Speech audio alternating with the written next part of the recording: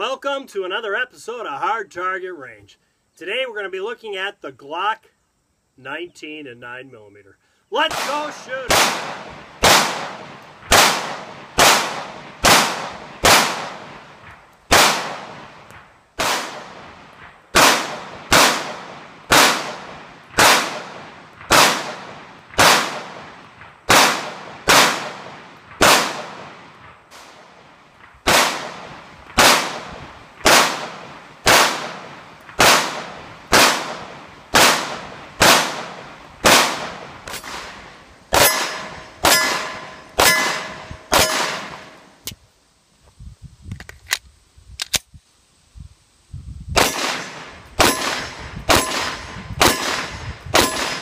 Well, here we are back in the shop, and Jack left me a little grapefruit juice, so why not to the sunny slopes of long ago. That doesn't heat you up and cool you down all at the same time. Tell you, I'm glad I got out there and shot the Glock 19 because, yeah, I was a little rusty. Although I warmed up there, you saw me shooting at the soft target range and not real rapid fire, but I ran through its paces a little bit to warm up before I hit the hard target range, and everything was fine. I was perfectly happy with how I was shooting. Nice tight little group. Went over to the hard target range, shot at about 45 feet. Very happy with what happened there. Didn't miss a shot. Decided I was ready to go. I wasn't going to lose any more sleep over it. And before I left, I decided why not take a few shots out at 150 feet. A couple weeks ago, or like 6 weeks ago, I had my neighbor's gun, that Ruger EC9S. And I shot that. I didn't even shoot it anywhere but out there at 150 feet. And I didn't miss a shot. And I went, wow, this is a great gun, and left it at that. Now I wish I would have shot it up close, because I shot it up close at the soft target range, but I used different ammunition. See, as I went back to 150 feet and shot the Glock 19 today, I missed. Yeah. And I went through 10 rounds, and I missed each time, and I went, something's wrong here. So I reloaded and decided, well, you know, I'm missing. I'm either pulling it to the left, because I tend to pull striker-fired guns to the left. It's just in my nature. I can't stop myself from. I have to stop myself from doing it. I have to really concentrate to make sure I pull that trigger straight back, and I don't angle that gun when I do that. It's a lot of people have that problem. I have that problem a lot. So, which is funny, because if you're used to shooting revolvers, you think it wouldn't create a problem, but it does. So, try it again like that, still missed. This time I know I'm not pulling it to the left because I'm really concentrating. So I decided, well, I'm going to change my point of aim. I was aiming directly at a 6 o'clock hold, dead center at the target. I decided, well, you know what, let's try it down at the bottom, dead center, and yeah, I hit it. So as I move back, the ammunition is hitting a lot higher than it was up front.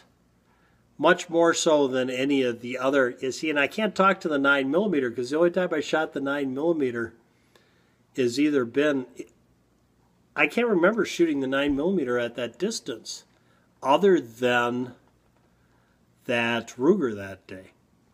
You see? So I don't know. I may have to borrow that Ruger again from the neighbor, although he's been trying to work a deal with me. I may have to borrow it again and shoot it up close and walk back and see what happens. But I haven't noticed that with the other ammunition, in the 45 or the 10mm or even the 22s. I haven't noticed any real change in that little change of distance. But here, a dramatic change, which makes you wonder if it's the 9mm, the ammo, or the polygonal barrel, because I don't know if that's really the kind of thing you should be shooting in the Glock, the frangible ammunition. Someone out there might know more about it than me, might chime in, because they say you're not supposed to shoot cast bullets through that barrel in a Glock. And yeah, well, that's a cast bullet, kind of, sort of. It's a bonded bullet with copper and polymer. I don't know if that's considered a cast bullet or not, if that's going to cause a problem. And even then, I don't know if it causes a problem with where the shot lands. It may just cause a problem with buildup in the barrel, and you're going to have a problem if you keep doing it. Don't know. So, but that's one thing I noticed, is I'm glad I did that, because this is how our competition is going to work.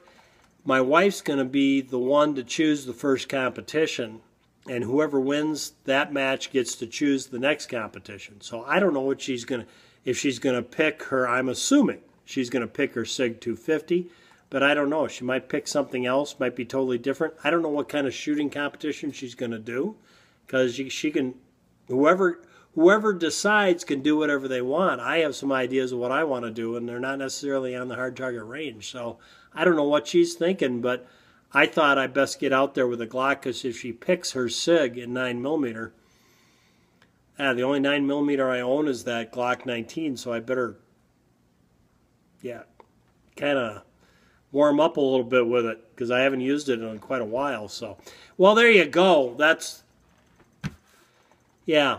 That's what happened, is as I backed up, I needed to drop the sights down, which is unusual with the other frangible ammunition I've been firing. I haven't had that issue when I went from up close and personal to back to 150 feet.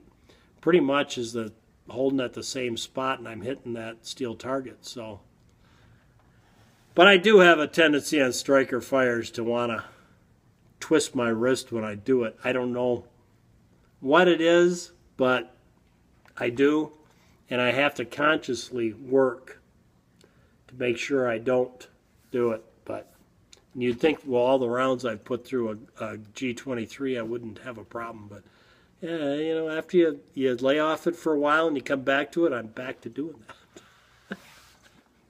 So there you go. Thanks for tuning in today, guys. I'll leave you a little more footage.